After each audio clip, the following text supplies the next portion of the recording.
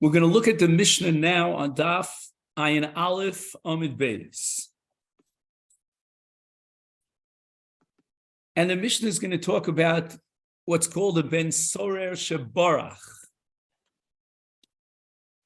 Now, what happens is that there's always going to be a moment in which we seal the final destiny of the Ben Sorer Morer, and he's chayav misa. That's called Gemar Din. So the question is, when, as the Mishnah is going to describe, Barach, did he run away before the Gemar Din? So they were not able to be Gomer's Dino. Now he's already after Hikif Hazakan Atachton, so it's already out of the age bracket of his candidacy as a Ben Sorer, or he ran away after the Gemar Din. So that's what the Mishnah discusses. Barach ad shelo nigmar dino, if he got away before the Gemar Din, the achkach hikif zokan atachton, he's already too old. He's past that window of time in which he becomes a Ben Sorer Morer. Potter, he ran away, and that's it. What are we going to do? We're going to bring him back to Beis Din, and we're going to judge him as a Ben Sorer Morer, but it's already after Yaakov HaZakan. Now, if, let's say he continues, even after Barach, he continues his Zolel V'Sove, his behavior pattern, we still can't put him to death because it's after Yaakov HaZakan Atachton. So that Zolel V'Sove would not generate a Chiyuv Ben Sorer. But in Mishanigmar Dino Barach, there already was a Gemar Din. The Achakach Hikif Zokan Atachton. Okay, fine. So until we get him back and we found him and we located him, this fugitive, he already passed the age of a Chiyuv Ben Sorer Morer. The 3-month period time passed. He's Chai, because we already have the Gemar Din. That's set in stone. So the fact that he was Boreach after the Gemar Din does not in any way impinge or inhibit our Chiyuv to put him to death. And there's no room here for Vitzilu Ha'eda, to try to find the schus, because once there's a Gemar Din, there's no longer Vitzilu Eda. He was already Nigmar Dino Lemisa. And we're going to see Rashi here on Barach ad shelo nigmar dino. Fine. Now, before we go on, I just want to... Where are we? Where are we? On Daf Ayin Aleph Amid Beis. Okay, thank you. Okay? So we're looking at the Mishnah. Now, let's mention that the Gemara in Makos puts a tremendous emphasis on Nigmar Dino. And the halacha very often hinges on the question of whether or not there was a Gemar Din yet. So, for example, we have something called Eid Mipi Eid, which means that Eidus is only acceptable and reliable if they're testifying on the Maisa Machayev, on the actual Sipra Maisa, that they saw Reuven kill Shimon. However, there is, in the world of Eidus, a valid Eidus that's legally binding, even if the Eidim did not see the actual Maisa Machayev. They didn't see the murder. How so? If they testify about a Gemar Din. So let's say, for example, there was a Gemar Din in Beis Din A, and for whatever reason, the Beis Din was not able to implement that Gemar Din until he shows up in another Beis Din, and 2 Eidim who did not see the original Maisa and did not testify in the first Beis Din A, they're able to testify in Beis Din B that there already was a Gemar Din in Beis Din A. And in the second Beis Din, they will put this accused to death based on the fact that we have 2 Eidim that was Nigmar Dino in the first Beis Din. That's one example of where Kodem Gemar Din and Li'achar Gemar Din is very critical. Because if, let's say, 2 Eidim would testify that we heard from so-and-so that Reuven killed Shimon, that would be Eid Mipi Eid. We don't accept Eidus that's relying on other Eidus. But if the Eidus is on the Gemar Din, they can establish in another Bezdin, even though in that Bezdin they're totally unaware of the case, that there was a Gemar Din in the first Bezdin. And in the second court, they will put him to death accordingly. That's one example of Gemar Din and its significance.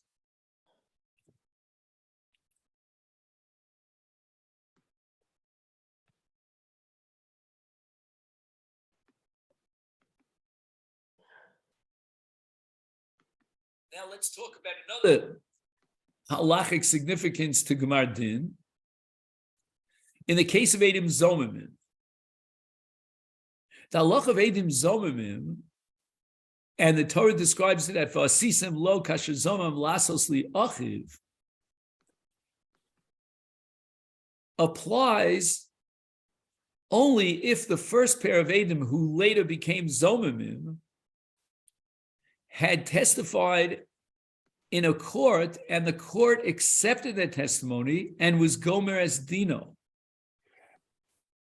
So even though the first Bezdin did not put the Nidon to death, but they did rule and hand down an absolute binding verdict that he's Chayav Misa, let's say, or Chayav Malkus, Chayav Mammon, whatever it might be, based on the first two Eidim. Now, when two Eidim come and say to these two Eidim, the first Eidim, Mimonu Ayisem, you couldn't have possibly witnessed the crime because you were with us, not in New York, but in Chicago, then in such a case, we will put the Eidim to death. If Bezdin in the first realm, meaning when they first accepted the original Eidim, they not only were Gomer as Dino, but they also put him to death. That comes under a different halacha. There's no din of hazama here because of kasher zoma and velo kasher asa. So we have three stages here in terms of the first edus that became zomim. Number one, they accepted the edim, but they did not complete the din. Number two, they accepted the edim and they did complete the din. That's called gemar din. And number three, they even implemented the gemar din and put the nidon to death, or gave him malchus, or made him pay the mammon. The two extremes are excluded from Azama. The middle case lends itself to Azama. So the condition for Azama and Kasher Zomam to punish the Edim that when we find and discover and establish they were Edim Zomim only applies in that middle case where there was a Gemar Din. If there was no Gemar Din, it's too early. If they implemented the Gemar Din, it's too late. So that's the sliver of time for Kasher Zoma. Let's look at Rashi now. Dibra Maschil ad shelo nigmar dino. Borach ad shelo nigmar dino. V'achar kach hikiv zokan. Poto. Desulo daininele kevan de ilu avad hashta lav bar katolahu. There's a certain, I almost call it an arichus dvarim here in Rashi, which sounds like it's unnecessary. It's superfluous. Rashi goes through this whole thing here. Well, why not judge him now? We finally discovered the fugitive. We brought him into Bezdin. Now let's put him up on the stand and judge him. So Rashi says, what are you going to judge him? If, let's say now, he would do exactly what he did then, before the Boreach, and there was no Gemar Din, on the first round, before he was Boreach, so what are you going to do now? You're going to judge him for what he did after he was Boreach. Rashi says, Hashtal Labar Katolu. He's already after the period of time. It's already Hikif Hazakon and Tachton. And we can't judge him. But it seems so superfluous. I mean, there was never a Havamina that we could judge him on actions that he implemented after he was Hikif Hazakon. We want to judge him now on the actions that he performed before he was Hikifas Hazakon. So Rashi is sort of like in a bind. What seems to compel Rashi here is he really doesn't understand why he's potter. Okay, now he's not a candidate anymore. He's too old and mature to become a Ben Soromor. But he already was a Ben Soromor.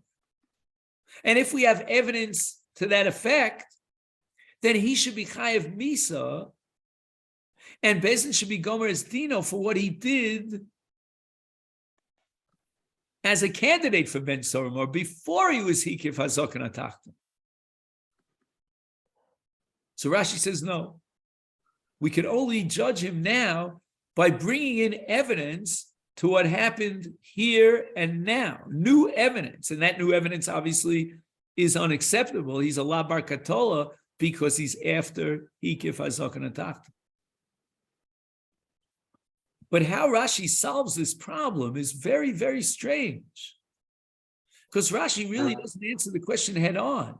Why can't we judge him based on the evidence that came into Bezdin way, way back when he was a candidate and before he was Boreach?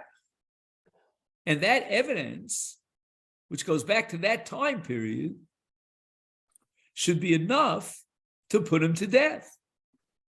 Not obviously not for what he does now. Now it's too late. But for the Zol V'Sover that he did at the time that he was Royalaka. I mean, imagine a case of someone who is guilty of a crime, but that crime has a certain time limitation. So after the time expires, now, could we not judge him for his actions and the guilty criminal actions that he performed when he was still within that time period before it expired? So, okay, the Ben Soromor now, his time period has expired, but not for the judgment of his Maisim, which he implemented when he was a candidate. So we may take a while till we get the evidence into court. We're going to have to get the Eidim to testify, but they can testify on what they saw a month ago or what they saw 6 months ago, and that should be fine and reliable. Now it's already expired. But on the Maisim that he implemented as he was Roy Lakach, after Shtei Saras, before he came, why can't we judge him now based on the evidence that we have to prove that he was guilty of implementing those actions when he was Roy Leos Chayev Misa B'Tor Ben Soromor?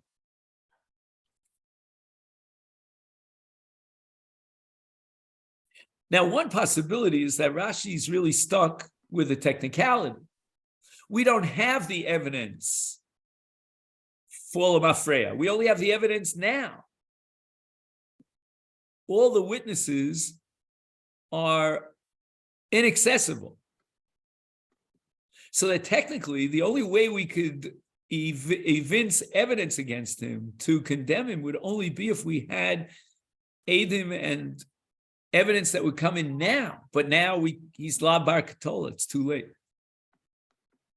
But Einochinami, Rashi would be moda that if we could introduce the original Eidim who testified way back when, then we could kill him based on that. But I think that Rashi means something else. Rashi means to say that there's a separate halach of Barach, that when the accused, the Nidon, or as we would say, the Nesham, runs away with that bricha, he invalidates any evidence against him, and we have to start the case from scratch. The original case is closed. We reopen the case when we get a hold of him, and now we have to judge him for his actions of now. Because all the evidence that came in originally, way back when, before he was Boreach, that evidence is a closed case. It's a case that's closed. We can't rejudge him today based on evidence of yesteryear because we close that case with bricha. Now again, how critical is it that he was Boreach? For example, let's say the time period passed, Bezdin is still judging him, and he became too mature for the Chiyuv Ben Saramor. It was already Hikif Hazan. Let's say the case itself dragged out. Well, there was no bricha. And if there's no bricha, he still stands on trial. And even if the trial extends beyond that deadline of Hikif, we can still judge him in the original judgment, which is continuing now, for what he did as a Zol V'Sove when he was lo Hikif as Hazan. But there's a third way of learning Rashi. And that third way is that forget about bricha. Let's say he wasn't boreach. Boreach is just a case that the Mishnah gives because that's the normal case in which Bezdin was not able to be gomer as dino and therefore was ad shelo nigmar dino. That's diber akosav behove, that's urche, that's regilus. But enochinami, even if he wasn't boreach, the Gemar din has to take place when he's roy to be a bar ketol. And maybe that's what Rashi means to emphasize here. Kevon de ilu avad hashto lav bar ketolahu. Meaning now we can't judge him as a bar ketolah. Now we cannot condemn him to death. And therefore, he's already out of the parsha of being a bar ketolah. So the Gemar din has to take place within the 3-month period of time that he's roy to become a ben soromor. If Bezdin lo spiku ligmar's dino ad shehikif hazokon atachton muchar midai, it's too late.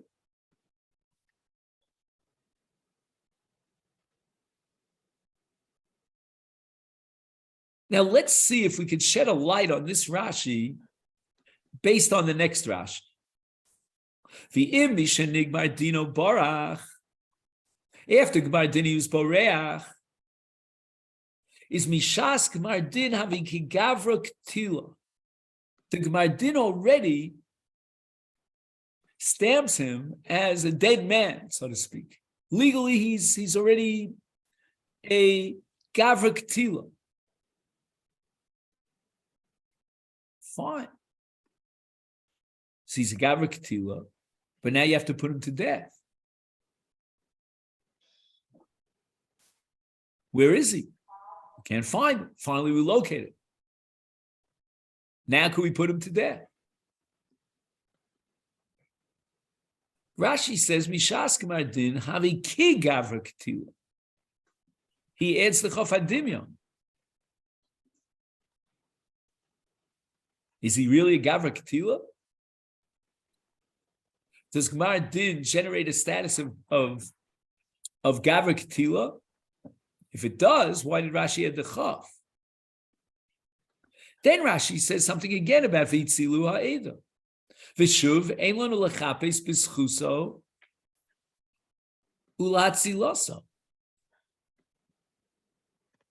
Why does Rashi feel compelled to add this?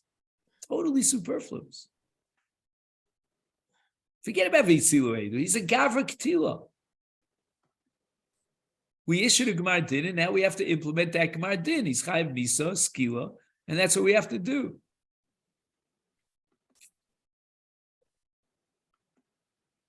Why does Rashi feel compelled to fight against the Vitzilu Ha'eda when he's a Gavra Ketila?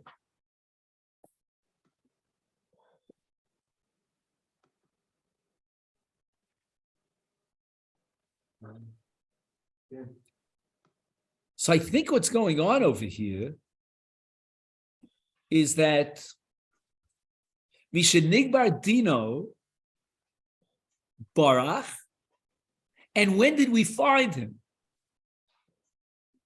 When did we finally get a hold of him and locate him? After Yaakov Hazakah. From that perspective, the Reisha and the Sefer are identical. The Reisha says, Baruch Hatzlonigda Dino Vid Achkach Hikif Hazakah. The Sefer says, Imishenigda Dino Barach. And then it says, V'achkach Hikif Zakan. The Mishnah is very consistent. there is a symmetry in which the Mishnah repeats in the Seifa what it said in the Reisha. In both cases, the Mishnah says, the achach hikif zokan atachta. So by the time we get him back to Bezdin, and we want to reopen the case, well, v'tzilu ha'eda, we should now look for some sort of a zchus.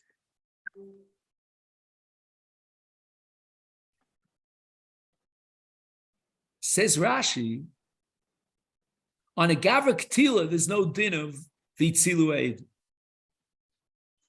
The Havamina was that, you know what, we found him, we located him, now we have to start from scratch, we have a new din, and if there's a new din in a yeshiva's bezdin, to try to decide if he's chayav misa or not, then v'tzilu ha'eda kicks in. Let's try to find the zchus. Rashi says, no. The Mishnah says, misha nigmar dino barach, chayav. Chayav means unconditionally he's chayav. We're not going to try to investigate and come up with some sort of zchus. There's no v'tzilu ha'eda, and he's chayav. Why? Says Rashi, you know why there's no v'tzilu ha'eda? Because he's a gavra ketila. There's a new halacha of gavra ketila that is mafkia him from any v'tzilu ha'eda.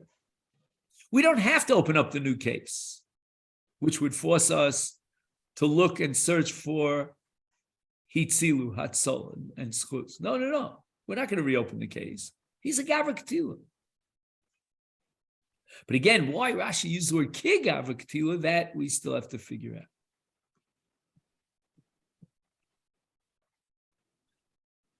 out. Okay.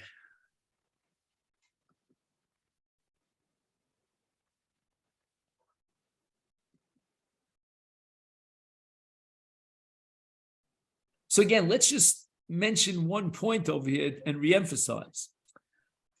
If we were to reopen the case after we locate him, and it's already hikif hazakan, then for sure there would be a din of v'tzilu ha'eda. And not only would there be a din of v'tzilu ha'eda in the more profound sense of let's investigate and reconsider and maybe we'll find the schools, forget about all that.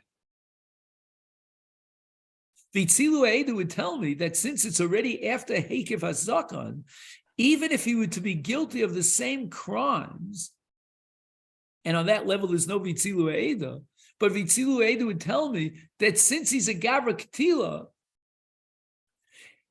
it's irrelevant what he does now.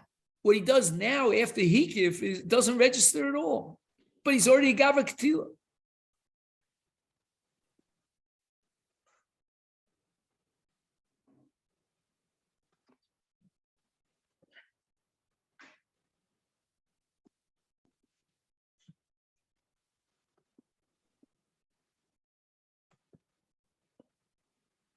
And I think Rashi might be fighting against the following Havami. Right? We're always asking in Rashi, Maikos al Kedait. It's pshit. I mean, why would we have thought otherwise? And the answer is that when we compare Gmar Din to the actual implementation of the punishment, when we put him to death, he's got to be the same person. Lo shtani gufo. So Rashi is thinking out loud. Wait a minute. Maybe now, after hikif hazakan, nishtani gufo. As far as Ben Soromar is concerned, he's a different person. If he's a different person, then the Gemar Din that was issued by Bezdin a week ago, a month ago, is no longer valid. He's a different person. Now he's after hikif hazakan. So you're going to tell me, well, nigmar dino. Before he was hikif hazakan. But now it's ishtani gufo. Now it's hikif hazakan. How could you implement a Gemar Din on Mr. X when he's now Mr. Y?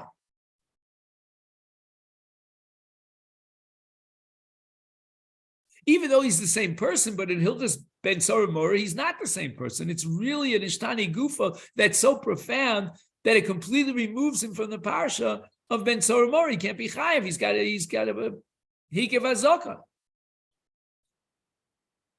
And even though the Gemar Din was a full-fledged Gemar Din before he was hikev hazaka, I can't implement the death penalty now because it's Tani Gufo. And now, if he would do the same actions that he performed before, he would not be chayiv as a Ben Soromor. It's after hikev hazaka. So Rashi has to come up with a brand new halacha here that in some sense overcomes or trumps the halacha of Ishtani Gufa. And that is Gavra K'tilahu. If not for Gavra K'tila, then we could not implement the original Gemar Din because right now, in his present state, he's a Gavra who's mufka from Ben Soromor. He's out of the parsha. He's hikev hazaka. So how can you implement a Gemar Din to a person who is now out of the parsha of Ben Soromor? But the answer is, because we don't need a new Gemar Din. If we needed a new Gemar Din to establish that he's chayav misa, now it's a Shtani Gufo, and now he's in a situation for sure he's going to be potter, he's exonerated because he's not capable of becoming a Ben Soromor. It's after hikev hazaka. But we're not going to bother with a new process, a new legal process to come up with a ruling and a Gemar Din. We're going to just do what we have to do. He's a Gavra K'tila.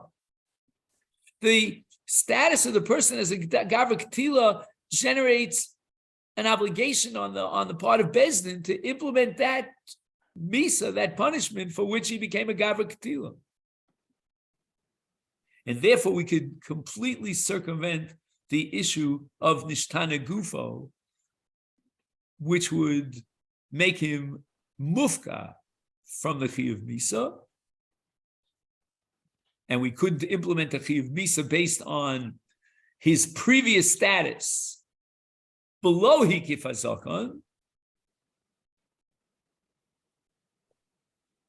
But the answer is we don't need a new Gemar Din. He's already a Gavra K'tila. Now, I suspect that this discussion goes way beyond the confines of Ben Soromor.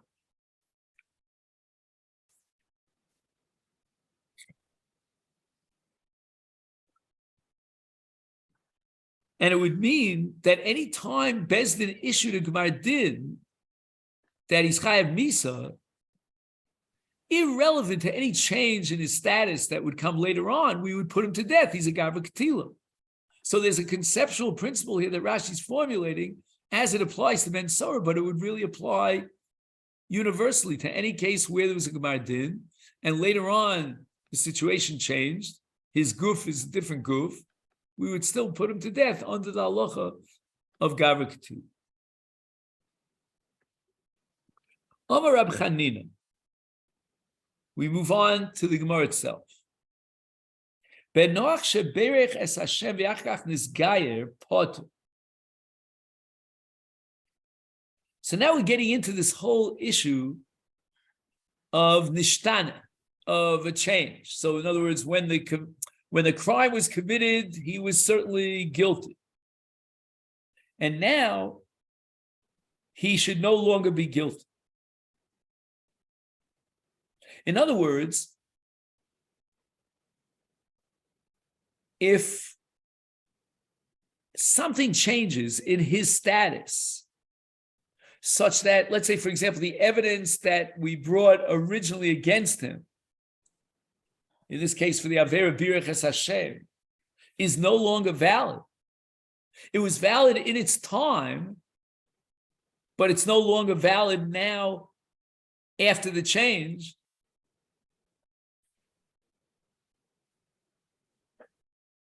Says Rabbi Chanina, nishtana hol v'nishtana dino nishtana misasa.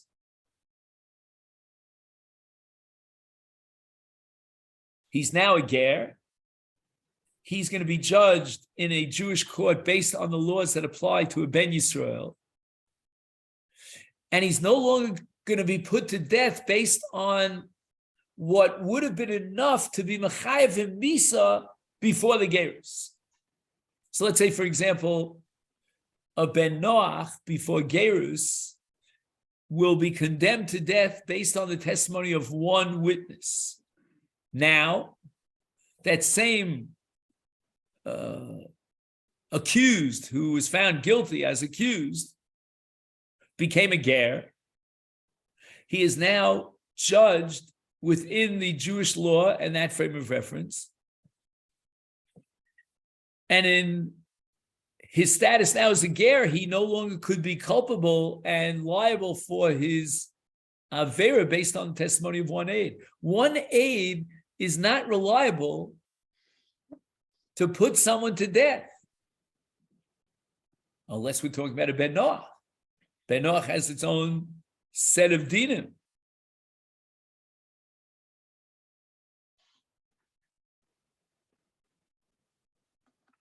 So again, before his gerus, he could be judged by one witness. He could be condemned by one witness, or he could be condemned by one judge also, one dayan. Also, the law is that a ben Noach is condemned even without asra. One second. Without asra,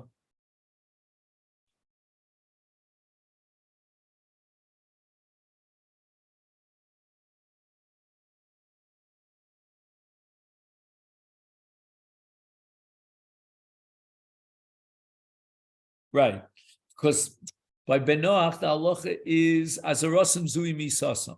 Okay, fine. Now, after he's misgayer, if he would violate the same avera of Birchas Hashem as a Jew, then we would need a bezdin of 23 judges to condemn him to death, and we would require the evidence of 2 eidim, not 1 aid. Says Rabbi Chanina, nishtana misaso. What does that mean? The chiv misa changes now.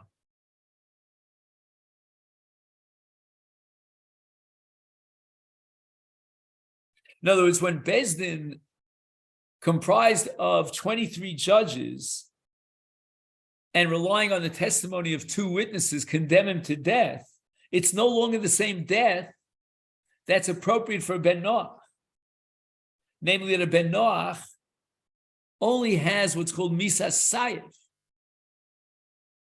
But after his gerus, his misa as a magadev will be skila.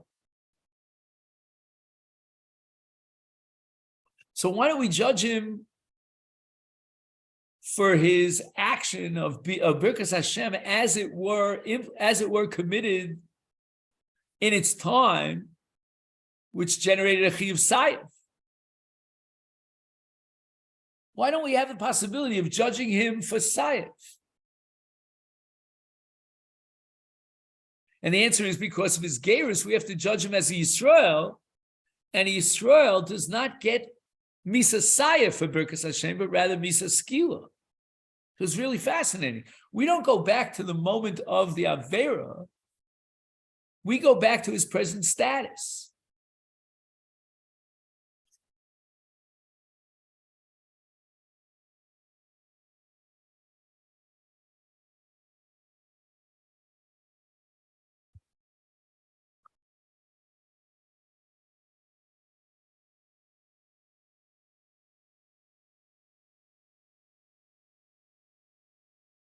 So let's read this again.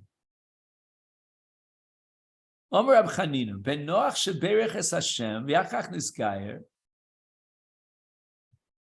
potter hol v'nishtana dino nishtana misoso. I missed the main point of it. I apologize. In theory, since he's a ger now, he should be judged for skila. But that's only theoretical.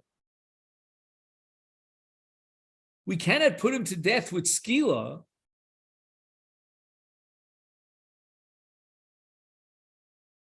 let me just jump ahead of myself, nor can we put him to death with sayif. There's no possible valid way of putting him to death. He's potter. Why? Again, we can't put him to death with sayif because he's now a ger. And as a ger, Birkas Hashem is not punished by Saif, it's punished by Skila.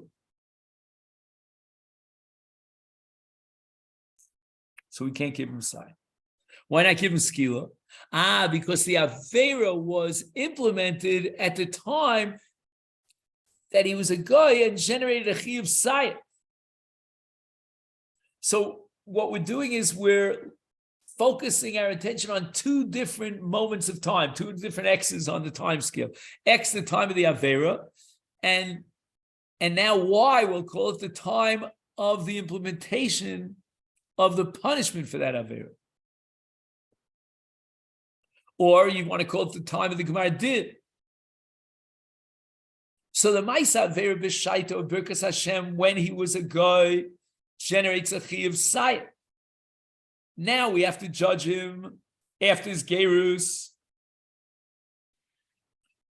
for the Avera of Birkas Hashem, which he violated when he was a guy. We cannot implement the Misa of Saif on a Jew for Birkas Hashem because a Jew does not get Saif for Birkas Hashem.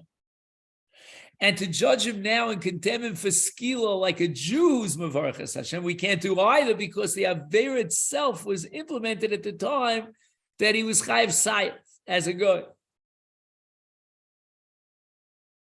That's Rabbi Chanina.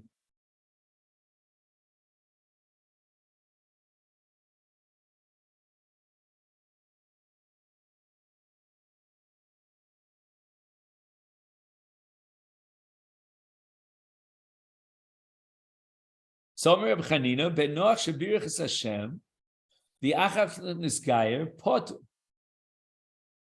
Hov Nishtana Dino, Nishtana Misasa.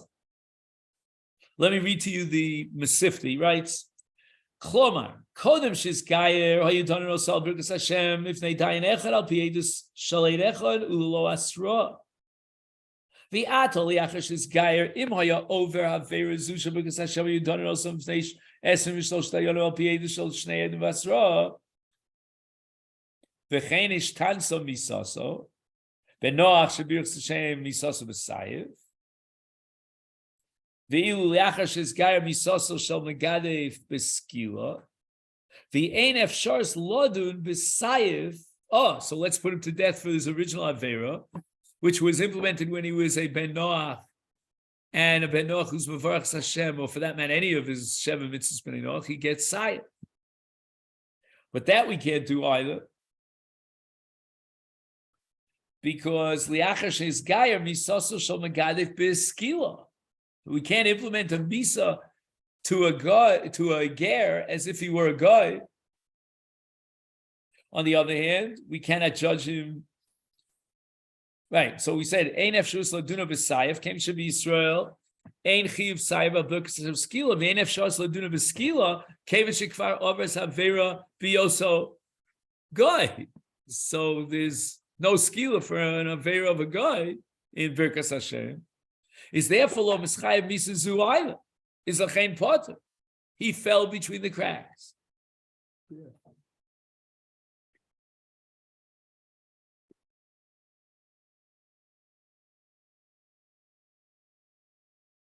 So he has here the Yad Raman. I've told you many times that the Yad Raman is a major commentary on Masechet Sanhedrin. He says the following: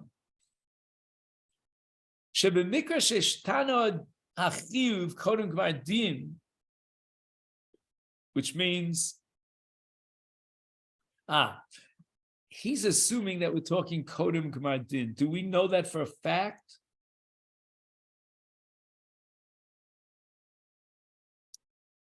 I didn't see that explicitly here.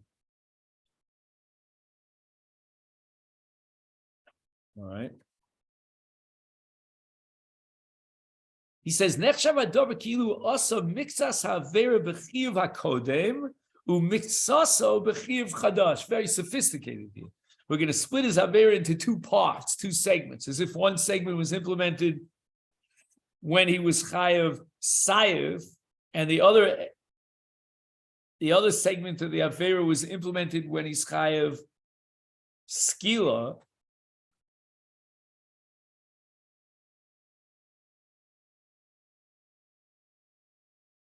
So Kevan Shenishtana Misaso, Misayef L'Skila, right? Through the Gerus, we shift from Misa Sayef to Misa Skila. Nechshav Adovish Miktsas Avera Nasta B'matzav Shel Chiyuv Shel Sayef.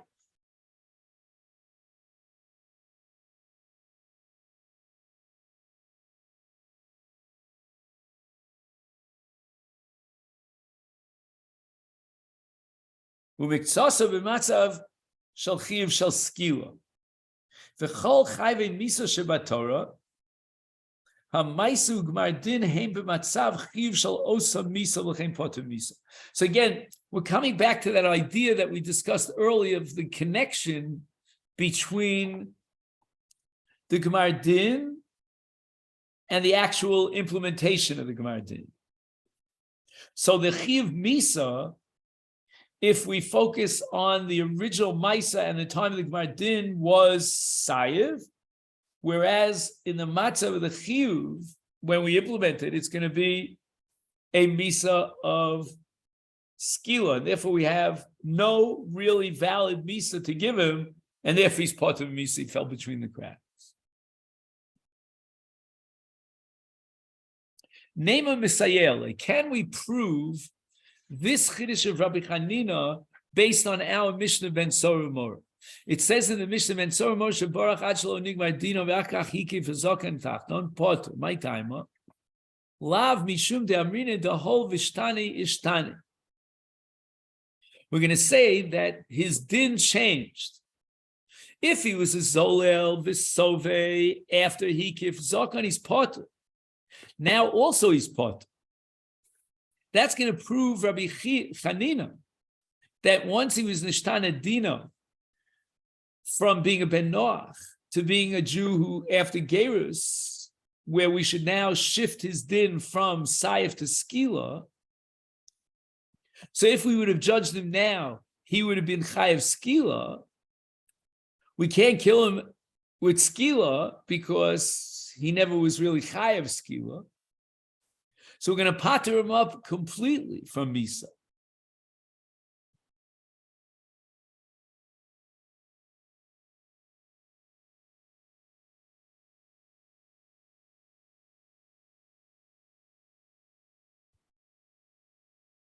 So what's the Gemara's equation now? Let's see if we can understand the analogy, and that the Gemara is going to reject this, but right now, what's the analogy? Hol vishtani ishtani. So we went from Saif to what? To Skila in the case of Rabbi Chanina. And what about Ben Sorah Morer? In Ben Sorah Morer, if he would have done the same Maisa today, after he gives Zakon, he would be Potter. And that's the underlying reason why in our Mishnah is Barach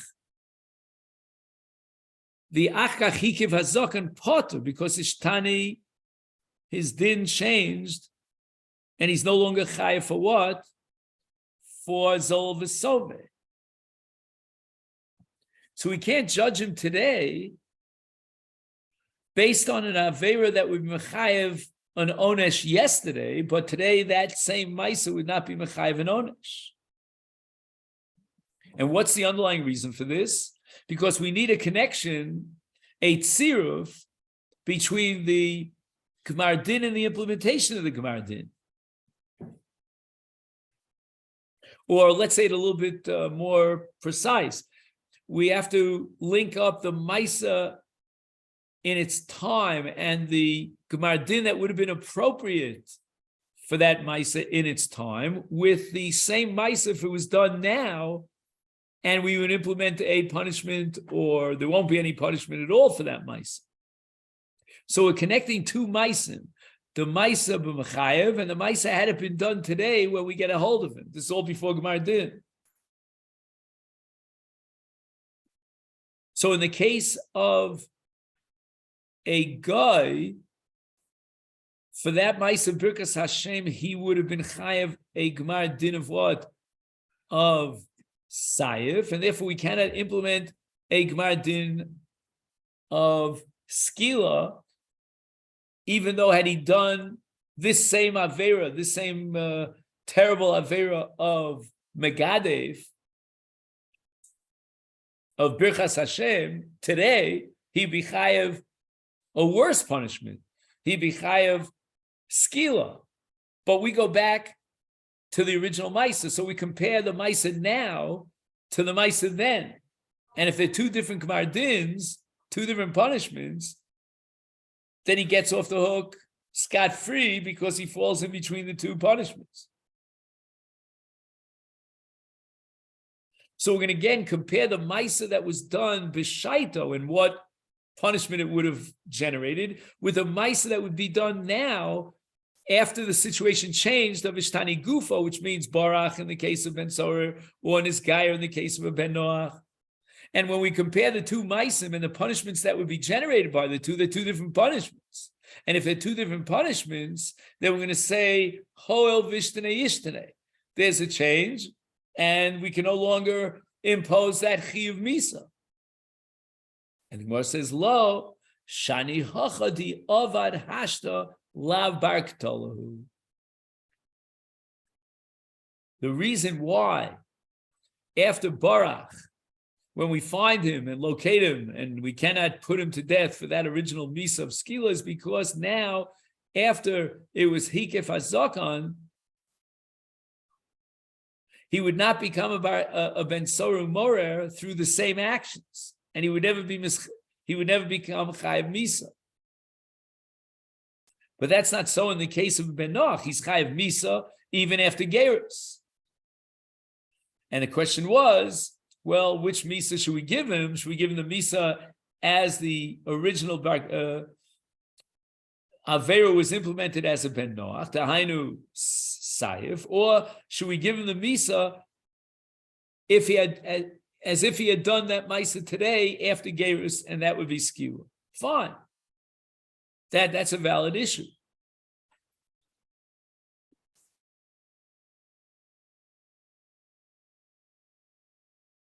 And there's no proof to Rabbi Chanina's position that we can't give him either punishment, neither Sayif, nor Skila, and therefore we let him off scot-free. No proof for that. Because in Ben Sorer Mora, all we're saying is that if today he would do that action, he would not be chayav. And therefore we cannot be Gomer the Din based on the action that was done then, because had he done the same exact action today, he would not be chayav. It's after Hikif HaZakah. All right, we'll stop here. I mean, this requires chazara over and over again. The back and forth, and we'll try to define it. I wanted to skip to this sugya because it's a very, very profound sugya. Okay, then. All right, let me take this opportunity to wish you a great Shabbos and thank you so much.